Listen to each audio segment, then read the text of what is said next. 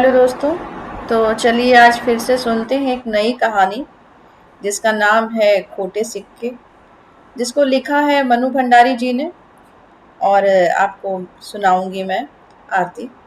तो चलिए सुनते हैं कहानी। जी, इन्हें कहाँ रखूं? एक सहमी सी आवाज पर सब घूम पड़े। देखा एक छोटा लड़का थैली हाथ में लिए भयभीत सा खड़ा है। क्या है इसमें? कड़क कर मिस्टर खन्ना ने पूछा। आवाज में ऊंचे पद का गर्व बोल रहा था। जी, खोटे सिक्के हैं। वहां मेरा बाबा खोटे सिक्के चुन रहा है, उसी ने भेजे हैं। डर के मारे लड़के के गले से पूरी तरह आवाज भी नहीं निकल रही थी। तो इन्हें यहाँ क्यों लाया है? जा, उधर ले जा। झिड़क कर खन्ना साहब ने लड़के को भगा दिया है। हर बात को जानने के लिए बेहद उत्सुक छात्राओं के दल में एक ने पूछा, टकसाल में खोटे सिक्के कैसे आए?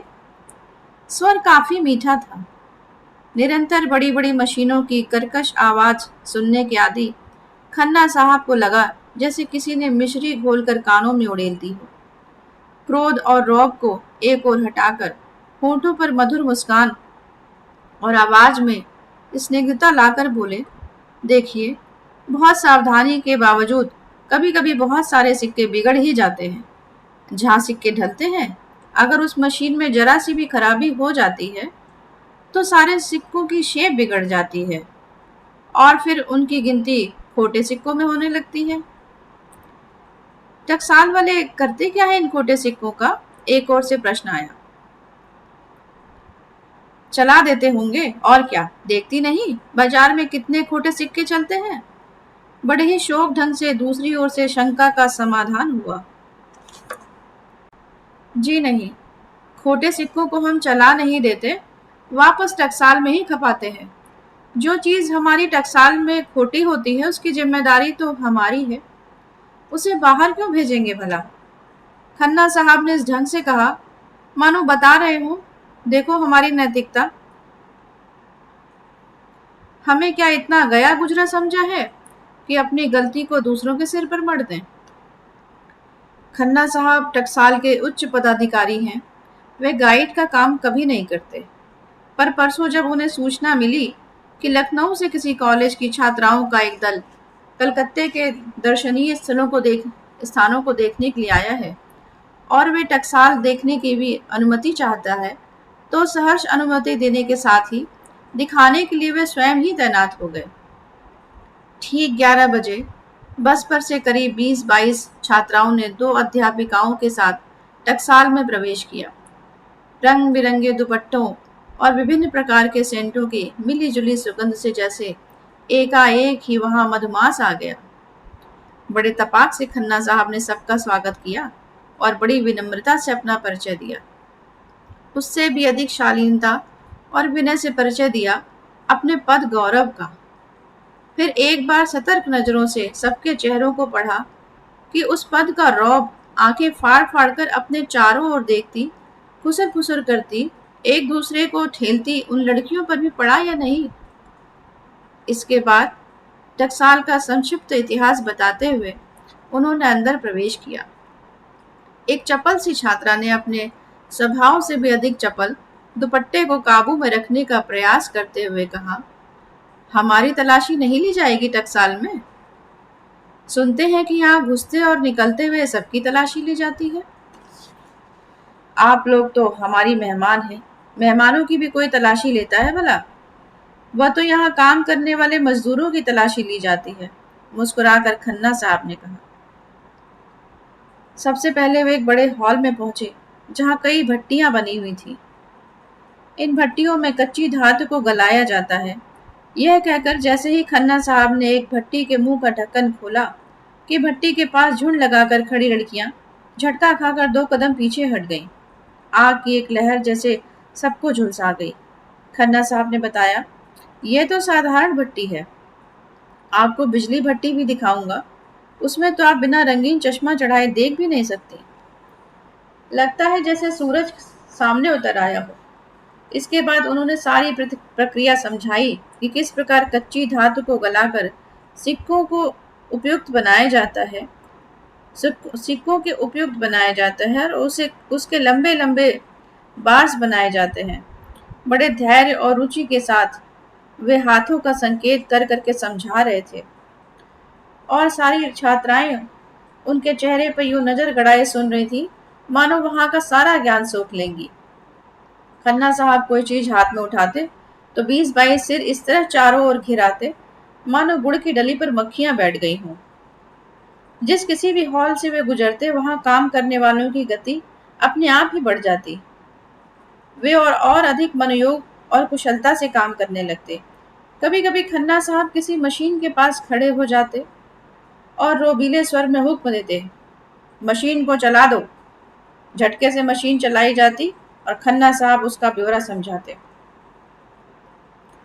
साथ में आई हुई अधेड़ावस्था की अध्यापिकाएं शुरू से ही खन्ना साहब की उपेक्षा पा रही थी। उन्हें खन्ना साहब की लड़कियों में यह आवश्यकता से अधिक दिलचस्पी और आकर्षण अच्छे नहीं लग रहे थे। वे ठेल मेल में कभी जाने अनजाने में लगे हल्के फुल्के धक्कों को भी काफी संदेह की नजर से देखकर जब तब छात्राओं को फटकार देती थी, तुम लोग सिर पर ही क्यों चढ़ जाती हो, दूर रहकर क्यों नहीं देखती। सुनी और एक बार छात्राओं के झुंड और खन्ना साहब में संतोषजनक दूरी उत्पन्न कर देती, पर छात्राओं की अत्यधिक जिज्ञासा और आतुरता तथा खन्ना साहब की आवश्यकता से अधिक रुचि में वह दूरी कब और कहाँ खो जाती कोई जान ही नहीं पाता। घूमते घूमते वे एक बड़े से हॉल में आए, जहाँ की दैत्याकार मशीनें कान के पर्दे फाड़ देने वाली आवाज में बेतहाशा दहाड़ रही थी। खन्ना साहब के शब्द उसी भीषण गर्जना में ही खो जाते थे। परिस्थिति का फायदा उठाकर मुंह को अति निकट लाकर वे बता रहे थे, यहाँ पर तैयार धातु के बड़े बड़े बार्स को पतला किया जाता है। छात्राएं मशीनों से काफी दूर खड़ी थी, फिर भी उनका शरीर जैसे झुलसा जा रहा था।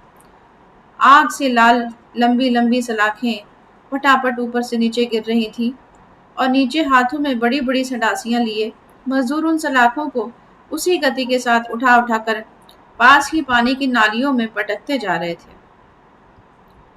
नालियों का पानी बुरी तरह खौल रहा था और उनमें से गरम गरम भाप उठ रही थी। आकार प्रकार को देखकर ही जाना जा सकता था कि ये सलाखें उठाने वाले जीव मनुष्य हैं, वरना उसके भावशून्य चेहरे और मशीन की तरह निरंतर खटखट चलते हाथों को देखकर मशीन का ही भ्रम होता था। शोक हसीन और कमसीन छात्राओं की उपस्थिति भी उन मजदूरों की गति में किसी प्रकार का व्यतिक्रम उपस्थित नहीं कर पाई। वर्षों से निरंतर मशीनों के बीच काम करते रहने के कारण वे सावनी समा और बसंती बहारों को शायद भूल चुके थे। उनकी रगों का खून शायद जलकर राख हो गया था।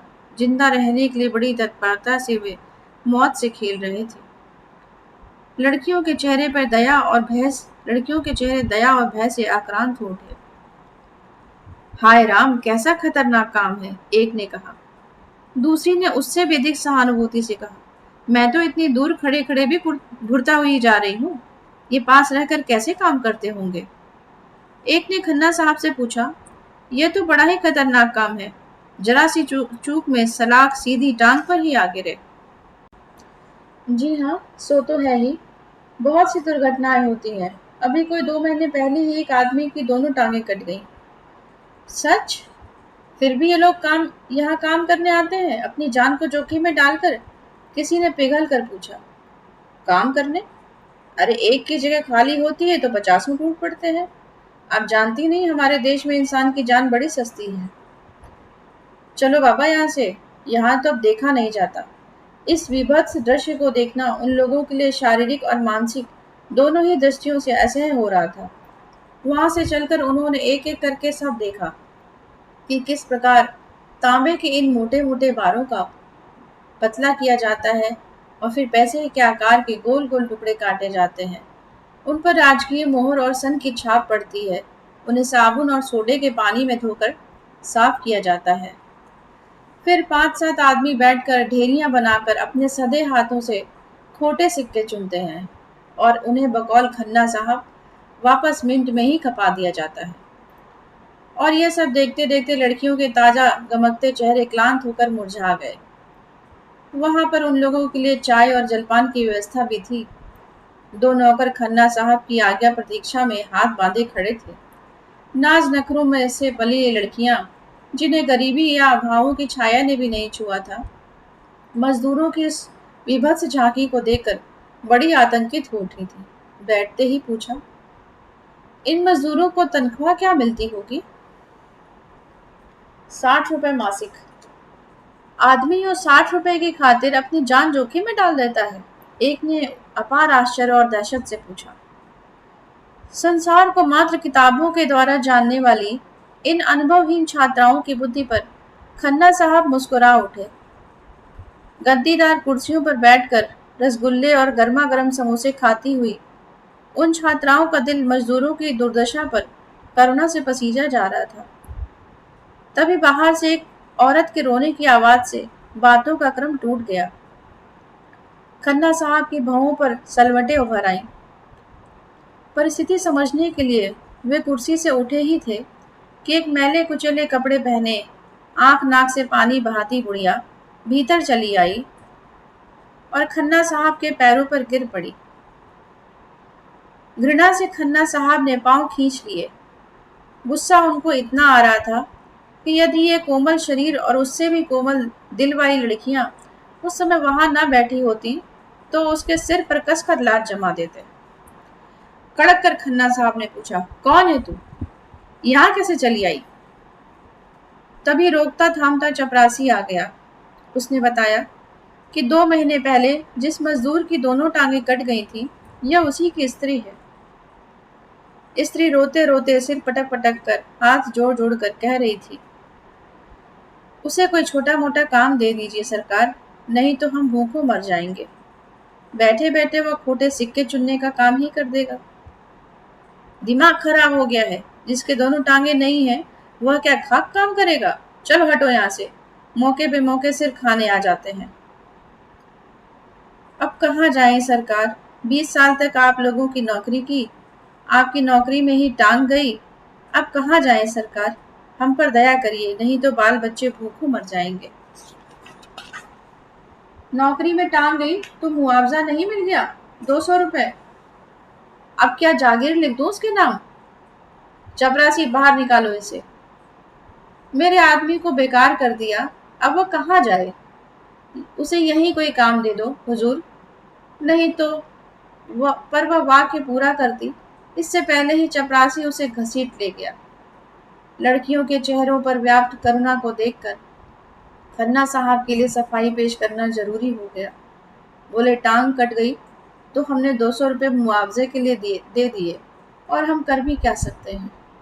यूं इन लोगों को यहाँ बिठाना शुरू कर दें तो टकसाल अपंगों का अड्डा ही बन जाए। आए दिन ही तो यहाँ ऐसी दुर्घटनाएं होती रहती हैं। इसके बाद बड़ी कुशलता से उन्होंने बात का प्रसंग बदलकर ऐसे चुटकुले सुनाना शुरू किया कि लड़कियां हंस हंस कर दोहरी होने लगी। तो दोस्तों, ये थी आज की कहानी खोटे सिक्के। और कैसी लगी आपको ये बताइएगा, और पसंद आ रही हो कहानी तो प्लीज़ लाइक कीजिए, शेयर कीजिए, सब्सक्राइब कीजिए and press the bell icon. फिर मिलेंगे अगली कहानी में। धन्यवाद।